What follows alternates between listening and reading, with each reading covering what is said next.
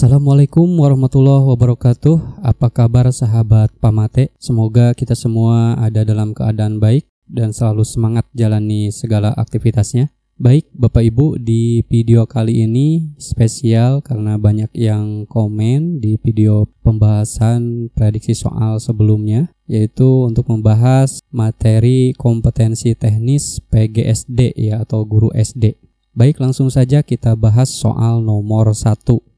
Suatu tulisan yang berisi penjelasan tentang sebab akibat serta proses yang berhubungan dengan fenomena-fenomena alam maupun sosial yang terjadi merupakan pengertian dari teks A.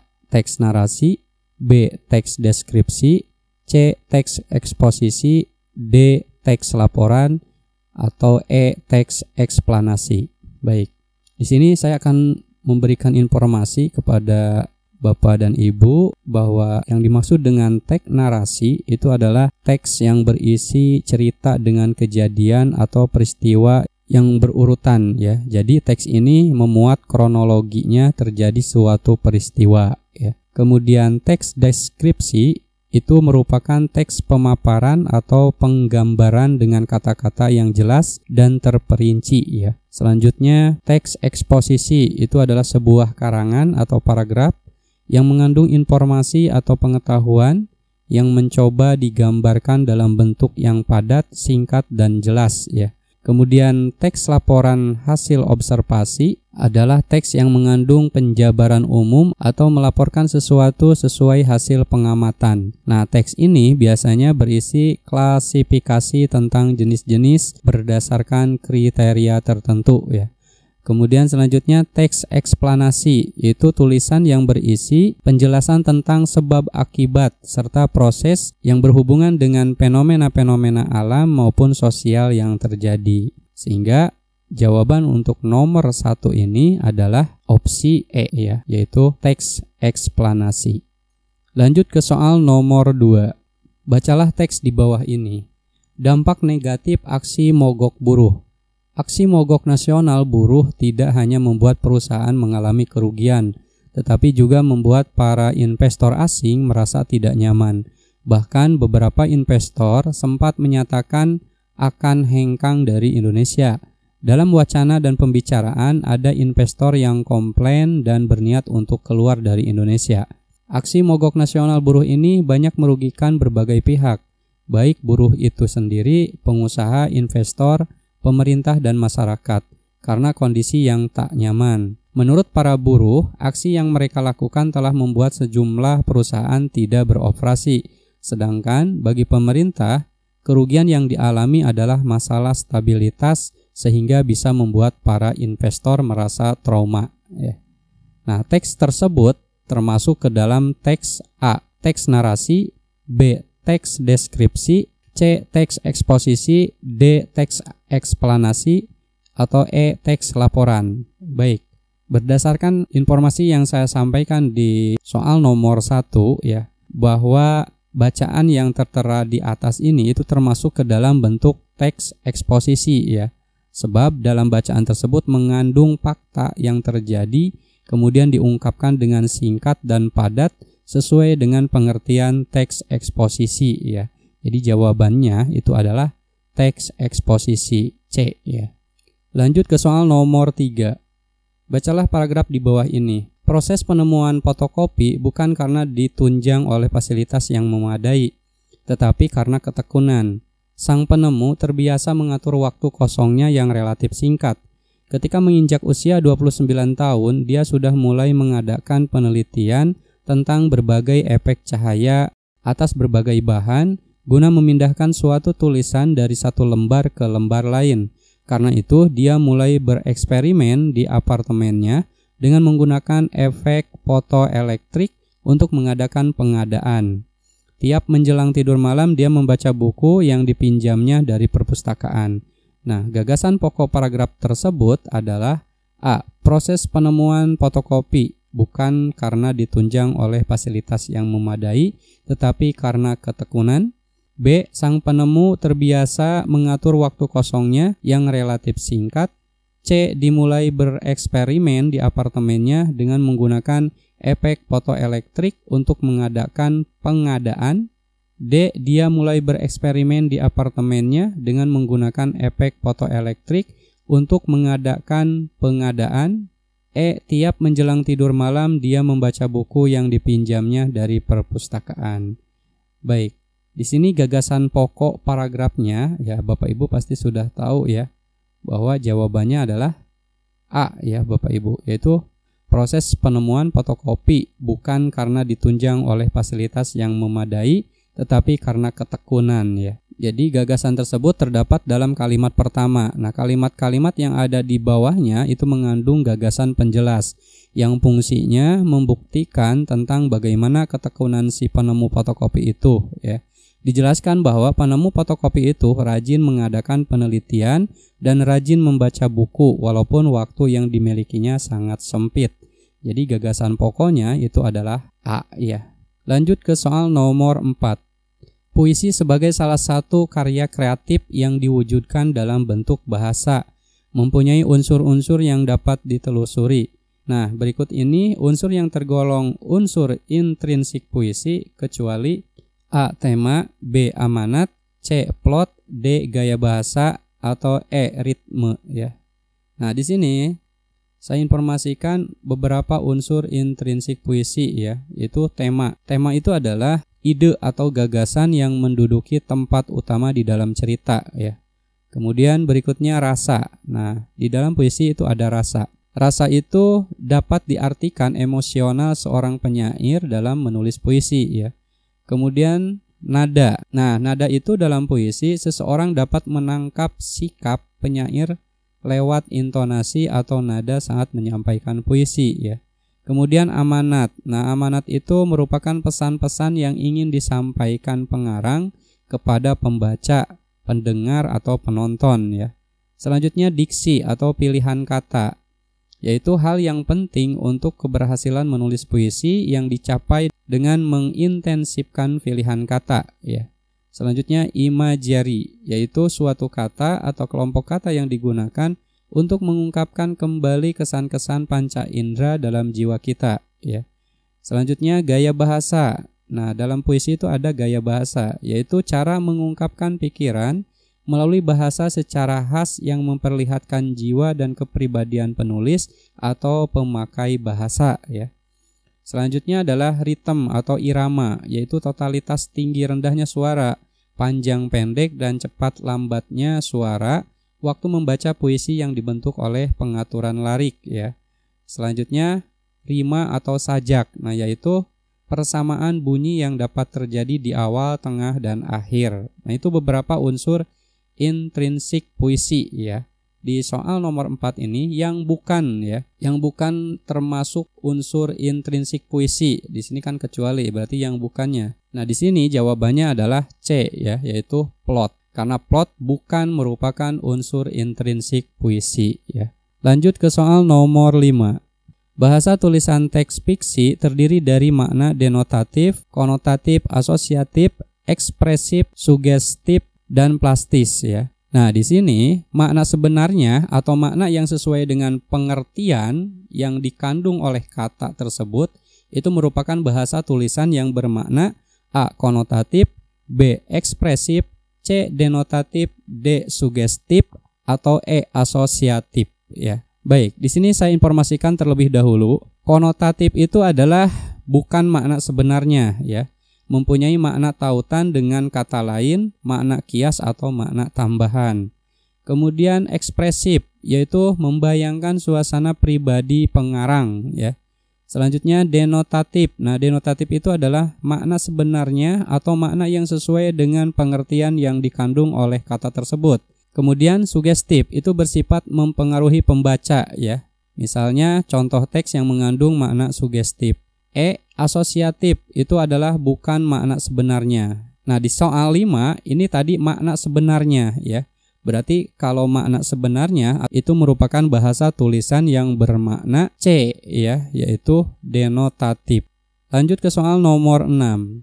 Secara garis besar, perubahan yang terjadi di alam dapat digolongkan menjadi dua, yaitu perubahan fisika dan perubahan kimia.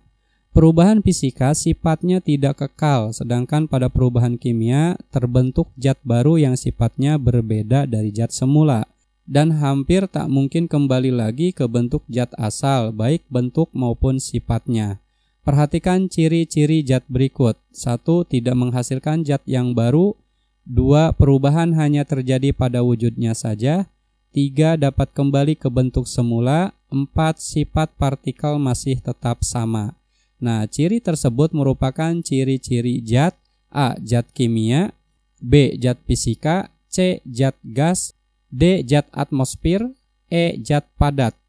Baik Bapak Ibu, saya informasikan ada beberapa ciri-ciri perubahan fisika ya. Di antaranya tidak menghasilkan zat yang baru. Kemudian yang kedua, perubahan hanya terjadi pada wujudnya saja. Kemudian yang ketiga, dapat kembali ke bentuk semula. Selanjutnya, sifat partikel masih tetap sama ya. Kemudian yang kelima, dapat terjadi karena proses pemanasan dan merubah bentuk wujud zat. Dan yang keenam, merupakan perubahan sementara. Selanjutnya, ciri-ciri perubahan kimia. Yang pertama adalah terbentuknya zat baru ya. Yang kedua, selain perubahan fisik, terjadi juga perubahan susunan molekul. Yang ketiga, sifat partikel zat dan molekul itu berbeda dengan sebelumnya ya. Yang keempat, memiliki sifat irreversible atau tidak bisa kembali pada bentuk sebelumnya. Yang kelima, bisa terjadi karena suatu proses pembakaran, pengaratan, pembusukan, pemasakan, dan pengenziman ya. Nah, jadi untuk soal yang keenam ini termasuk kepada ciri-ciri daripada perubahan fisika ya, yaitu B jawabannya. Lanjut ke soal nomor 7.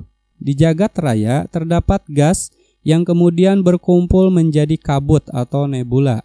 Gaya tarik-menarik antar gas ini membentuk kumpulan kabut yang sangat besar dan berputar semakin cepat. Nah, dalam proses perputaran yang sangat cepat ini, materi kabut bagian khatulistiwa terlempar memisah dan memadat karena pendinginan ya. Bagian yang terlempar inilah yang kemudian menjadi planet-planet dalam tata surya. Nah, teori tersebut merupakan teori pembentukan bumi berdasarkan teori A. Teori Big Bang, B. Teori kabut canopus ya, C. Teori planetesimal, kemudian D. Teori pasang surut gas, atau E. Teori bintang kembar. Baik, sebelum saya jawab soal ini, saya informasikan terlebih dahulu Bapak Ibu. Di sini ada yang dimaksud dengan teori Big Bang, yaitu berdasarkan teori Big Bang ya, proses terbentuknya bumi itu berawal dari puluhan miliar tahun yang lalu. Pada awalnya terdapat gumpalan kabut raksasa yang berputar pada porosnya. Nah, putaran yang dilakukannya tersebut memungkinkan bagian-bagian kecil dan ringan terlempar keluar dan bagian besar terkumpul di pusat, membentuk cakram raksasa. Nah, suatu saat gumpalan kabut raksasa itu meledak dengan dahsyat di luar angkasa yang kemudian membentuk galaksi dan nebula-nebula. Selama jangka waktu lebih kurang 4,6 miliar tahun, nebula-nebula tersebut membeku dan membentuk suatu galaksi yang disebut dengan nama galaksi Bima Sakti. Kemudian membentuk sistem tata surya. Nah, itu teori Big Bang ya. Kemudian yang kedua, teori kabut canopus ya. Di jagat raya itu terdapat gas yang kemudian berkumpul menjadi kabut atau nebula. Nah, gaya tarik-menarik antar gas ini membentuk kumpulan kabut yang sangat besar dan berputar semakin cepat. Dalam proses perputaran yang sangat cepat ini, materi kabut bagian khatulistiwa itu terlempar memisah dan memadat karena pendinginan. Nah, bagian yang terlempar inilah yang kemudian menjadi planet-planet dalam tata surya ya. Selanjutnya ada teori planetesimal. Seabad sesudah teori kabut tersebut, muncullah teori planetesimal ya, yang dikemukakan oleh Chamberlin dan Moulton. Teori ini mengungkapkan bahwa pada mulanya telah terdapat matahari asal. Pada suatu ketika, matahari asal ini didekati oleh sebuah bintang besar yang menyebabkan terjadinya penarikan pada bagian matahari.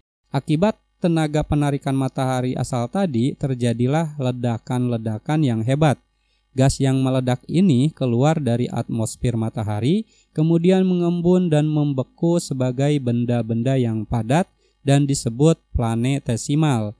Planetesimal ini dalam perkembangannya menjadi planet-planet dan salah satunya adalah planet bumi kita ya. Selanjutnya ada teori pasang surut gas. Nah, teori pasang surut gas itu pertama kali dikenalkan oleh James Jean dan Harold Jeffreys tahun 1918 ya. Menurut mereka, sebuah bintang besar mendekati matahari dalam jarak dekat dan menyebabkan terjadinya pasang surut pada tubuh matahari yang saat itu masih berupa gas. Saat bintang tersebut mendekat, akan terbentuk gelombang raksasa pada tubuh matahari yang disebabkan oleh gaya tarik bintang. Gelombang tersebut mencapai ketinggian yang luar biasa ya Bapak Ibu dan menjauh dari inti matahari menuju bintang tersebut. Gelombang yang terbentuk lidah pijar akan mengalami perapatan gas hingga terpecah menjadi planet-planet. Nah itu teori pasang surut gas ya. Selanjutnya teori bintang kembar. Teori pembentukan bumi yang terakhir itu dikenal dengan sebutan teori bintang kembar. Teori ini dicetuskan oleh ahli astronomi Raymond Arthur Littleton ya. Menurutnya, galaksi merupakan kombinasi dari bintang kembar. Salah satu bintang tersebut meledak dan menyebabkan banyak material yang terlempar. Karena bintang yang tidak meledak memiliki gaya gravitasi yang kuat, sebaran pecahan ledakan bintang lainnya mengelilingi bintang tersebut. Nah, bintang yang tidak meledak kemudian dikenal dengan matahari, sementara pecahan-pecahannya adalah planet yang mengelilinginya ya. Nah, jadi untuk soal yang nomor 7 ini di sini merupakan teori kabut-Cann-Laplace ya. Nah, materi kabut ini bagian khatulistiwa terlempar, memisah dan memadat karena pendinginan ya. Jadi jawabannya adalah B. Lanjut ke soal nomor 8. Berikut ini merupakan fungsi darah bagi manusia kecuali A. Membawa oksigen ke sel dan jaringan tubuh, B. Membawa nutrisi makanan seperti asam amino, asam lemak, dan glukosa yang akan digunakan oleh sel-sel, C. Membawa limbah yang dihasilkan oleh sel pada saat melakukan metabolisme dan dikeluarkan sebagai karbon dioksida, urea, dan asam laktat, D. Darah memiliki sel khusus yang disebut trombosit dan membantu darah untuk membeku atau mengental ketika kita terluka. E. Membawa zat-zat makanan ke seluruh tubuh. Baik Bapak Ibu, sebelum kita jawab, saya informasikan beberapa fungsi darah bagi tubuh manusia ya. Yang pertama adalah membawa oksigen ke sel dan jaringan tubuh. Kemudian yang kedua, membawa nutrisi makanan seperti asam amino, asam lemak, dan glukosa yang akan digunakan oleh sel-sel. Selanjutnya, membawa limbah yang dihasilkan oleh sel pada saat melakukan metabolisme dan dikeluarkan sebagai karbon dioksida, urea, dan asam laktat. Kemudian, sel darah putih berfungsi sebagai antibodi yang akan melindungi tubuh dari infeksi dan benda-benda asing seperti virus maupun bakteri. Selanjutnya, darah memiliki sel khusus yang disebut trombosit dan membantu darah untuk membeku atau mengenal ketika kita terluka ya. Selanjutnya, mengangkut hormon yang dilepaskan oleh sel, kemudian mengirim sinyal untuk mempengaruhi sel lain di dalam tubuh.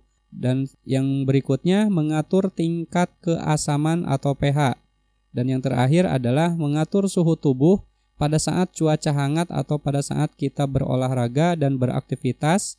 Aliran darah akan meningkat terutama di bagian permukaan tubuh sehingga kulit menjadi lebih hangat ya. Dan kemudian membantu melepaskan panas untuk mendinginkan kembali suhu tubuh. Nah, dengan demikian, dari beberapa fungsi darah bagi tubuh manusia tadi ya, kita bisa menyimpulkan yang bukan merupakan fungsi darah bagi manusia itu adalah E ya Bapak Ibu, yaitu membawa zat-zat makanan ke seluruh tubuh. Lanjut ke soal nomor 9. Sumber hukum adalah sumber yang dijadikan bahan untuk penyusunan peraturan perundang-undangan, merupakan pedoman dalam pembuatan aturan hukum di bawahnya. Tata urutan dan hierarkis peraturan perundang-undangan RI menurut Undang-Undang Nomor 10 Tahun 2004 yang tepat adalah A. UUD NKRI 1945, Undang-Undang / Perpu Peraturan Pemerintah keputusan presiden, peraturan daerah, dan peraturan daerah lainnya.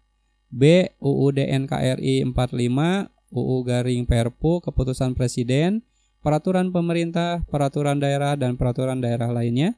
C. UUD NKRI 45, Undang-Undang garis miring Perpu, keputusan presiden, peraturan daerah, peraturan pemerintah, dan peraturan daerah lainnya. D. Undang-Undang garing Perpu, Undang-Undang Dasar NKRI 45, peraturan pemerintah, keputusan presiden, peraturan daerah, dan peraturan daerah lainnya. E. Undang-Undang garing Perpu, Undang-Undang Dasar NKRI 45, peraturan pemerintah, peraturan daerah, dan peraturan daerah lainnya, keputusan presiden. Nah, baik Bapak Ibu, sebelum kita jawab, di sini saya informasikan terlebih dahulu ya. Tata urutan dan hierarkis peraturan perundang-undangan RI menurut Undang-Undang Nomor 10 Tahun 2004 yang tepat itu adalah yang pertama adalah Undang-Undang Dasar Negara Kesatuan Republik Indonesia tahun 1945 ya. Kemudian yang kedua adalah Undang-Undang garis miring Perpu ya. Yang ketiga peraturan pemerintah, yang keempat keputusan presiden, yang kelima peraturan daerah, dan yang keenam peraturan daerah lainnya. Sehingga jawaban yang paling tepat untuk nomor 9 itu adalah A ya. Lanjut ke soal nomor 10. Secara harfiah Bhinneka Tunggal Ika diterjemahkan beraneka satu itu ya, yang bermakna meskipun berbeda-beda tetapi pada hakikatnya bangsa Indonesia tetap adalah satu kesatuan. Kebinekaan di Indonesia dapat dilihat dari segi kecuali A. Kebinekaan mata pencaharian, B. Kebinekaan ras, C. Kebinekaan gaya hidup, D. Kebinekaan agama, E. Gender atau jenis kelamin.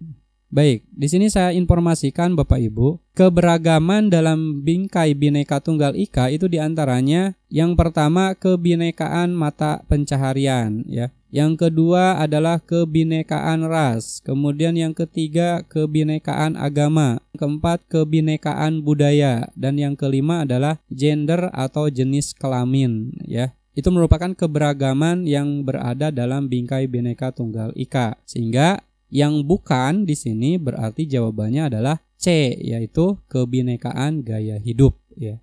Baik Bapak Ibu, untuk pembahasan prediksi soal P3K tahun 2023 ini khusus ya kompetensi teknis PGSD, bisa jadi ini bagian yang ke-1 ya, nanti bagian keduanya insya Allah akan saya bahas di video selanjutnya. Dicukupkan sampai di sini dulu Bapak Ibu, semoga bermanfaat dan mudah-mudahan Bapak Ibu bisa lulus P3K tahun ini ya. Sekian, Assalamualaikum warahmatullahi wabarakatuh.